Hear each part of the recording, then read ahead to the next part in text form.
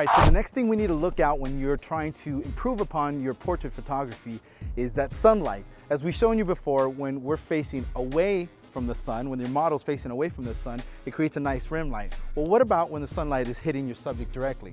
As you can see right now, she's squinting a lot, and that's going to happen to anybody who's facing the sun directly. Now, these shots are very unflattering. It's not natural. You create a lot more wrinkles in the face than there needs to be. So if you're shooting somebody that already has a lot of wrinkles in it, this is going to make the picture even worse. In this case, we don't have to worry.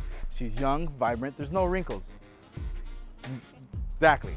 All right, so what we're going to do is we're going to diffuse this light. We're going to make it look a lot more natural. Now, one thing to consider also when you're shooting against the background is how bright that background is. If you look over there, there's a white wall, and that white wall is probably going to be more exposed than your subject. So if you're trying to properly expose for your subject, that's probably going to throw you off. So what you want to do is find something that is going to have a similar exposure. In this case, the trees, the bushes, and her. So what we're going to do is we're going to stick that diffuser overhead, and we're going to see just how much that light softens up. All right, so if we can stick it overhead. So as you can see, she's no longer squinting. Now you can freely shoot her. She'll be much more relaxed, and you're not going to have any harsh shadows under her nose, her eyes. Everything's going to look good. So let's go ahead and take a few shots with that background, shooting at a wide aperture, because again, we do want to remove distraction, as we mentioned before, from that background and focus more on our subject. All right, let's go ahead and take a couple of shots, see what we get out of this. All right, that's it. Look right there. Drop your chin a little bit. That's it. As I will show you guys in later videos, you can use strobe lights to fill in that light. So once you're diffusing that light, you can fill in with artificial light, and these shots will come out a lot different. You can darken up the background, you can even the lighting out a little bit more. So this is just one way to get some really nice shots with minimal equipment. So as you can see, those are my favorite shots. I really like diffusing the sunlight using a diffusion panel such as that. It really creates a very soft look, especially when you're shooting at wide apertures. In this case, I'm shooting at a 2.8. So go ahead, give those a shot. Don't forget that you definitely want to keep your model's face from squinting so much, and using a diffusion panel or something of that nature will definitely help you obtain better shots. Squirrel.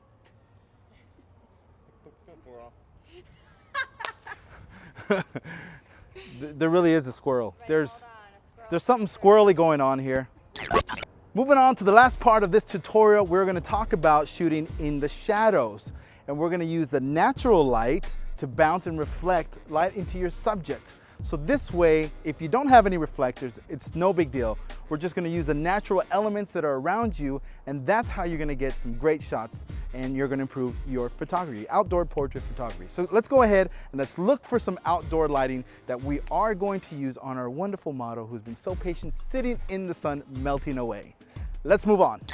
So one of the things you want to keep in mind is shooting in the shade, especially on a sunny day. Now there's a lot of places you can find, if you just take a moment and look, that you can take wonderful pictures of your subject without any diffusers whatsoever.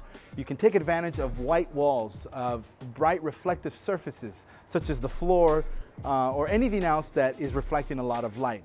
In this case, we have the concrete. And what we're going to do is we're going to move our model into the shadow, keep her face and her upper body in the shadow, but we're going to keep her on the edge of that shadow just so we can take advantage of the light that's reflecting. If we look right here, we see a very distinct line with the shadows and the light. And we're going to put our model just right on the edge of that and take advantage of the light that her face is picking up.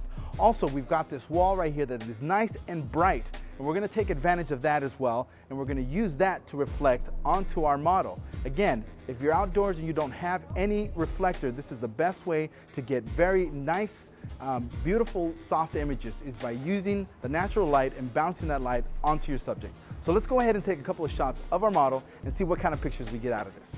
All right, Betty, let's do this again. Let's back up over here into this shadow area. So as I mentioned to you guys before, finding highly reflective surfaces such as the white wall you're seeing right now creates some really nice looking lighting. As you can see, it created a nice catch light in her eye.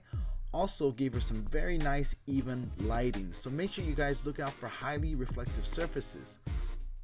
So with this image, this is another technique that you can use. Put your model or subject right on the edge of that shadow, and you're going to get a lot of light reflecting back onto your subject and model. So not only does a wide aperture get you that, but also a very, man, I was on a roll. Particularly, that is my favorite, that sounds stupid. Particularly, it's my favorite part of the photo shoot. Gracias. All right, with that said, let's go ahead and move on to the last part of this tutorial, and that is, churro chop.